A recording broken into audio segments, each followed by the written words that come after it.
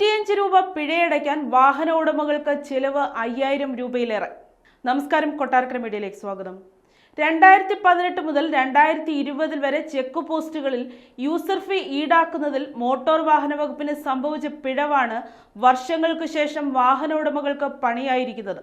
പിഴ അടയ്ക്കുന്നതിലെ സങ്കീർണമായ നടപടിക്രമങ്ങൾ കാരണം വാഹന ഉടമകൾ ഇടനിലക്കാർ ആവശ്യപ്പെടുന്ന പ്രതിഫലം നൽകാൻ നിർബന്ധിതരാകുന്നു. അതിർത്തി കടന്നുപോയ 80% ടാക്സി ട്രാൻസ്പോർട്ട് വാഹനങ്ങൾക്കും പിഴ കാരണം സേവന വിലക്കുണ്ട്. പഴയ കരിമ്പട്ടികയുടെ പുതിയ രൂപമാണിത്. ഇത് നീക്കം ചെയ്യണമെങ്കിൽ ആ കാലയളവിൽ വാഹനം രജിസ്റ്റർ ചെയ്ത ഓഫീസിനെ സമീപിക്കണം. മിക്ക വാഹനങ്ങളും ഉടമസ്ഥാവകാശം കൈമാറി മറ്റു സ്ഥലങ്ങളിലായിരിക്കും.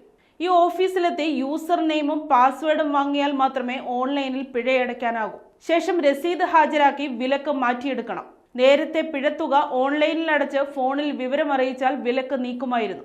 അടുത്തയിടെ വാഹൻ സോഫ്റ്റ്വെയർ പരിഷ്കരിച്ചപ്പോൾ വിലക്ക് അതത് ഓഫീസുകളിൽ നിന്ന് നേരിട്ട് നീക്കം ചെയ്യുന്ന വിധത്തിലാക്കി. ഇതോടെ നികുതി കണക്കാക്കുന്നതിൽ ഉദ്യോഗസ്ഥർക്ക് സംഭവിച്ച പിഴവിന് വർഷങ്ങൾക്ക് ശേഷം വാഹന ഉടമ വൻ പിഴ നൽകേണ്ട സ്ഥിതിയാണ്. 1 ലക്ഷം രൂപ വരെ വീണ്ടും അടയ്ക്കേണ്ടി വന്നവരുമുണ്ട്. ഫിറ്റ്നസ് പുതുക്കൽ, ഉടമസ്ഥാവകാശ കൈമാറ്റം തുടങ്ങിയ ഏതെങ്കിലും സേവനങ്ങൾക്ക് ഫീസ് അടയ്ക്കുമ്പോഴാകും സേവന വിലക്കുള്ള കാര്യം വാഹന ഉടമ അറിയുക. അപേക്ഷ റദ്ദാക്കിയാലേ വിലക്ക് മാറ്റാനാകും. ഇതോടെ അടച്ച ഫീസും നഷ്ടമാകും.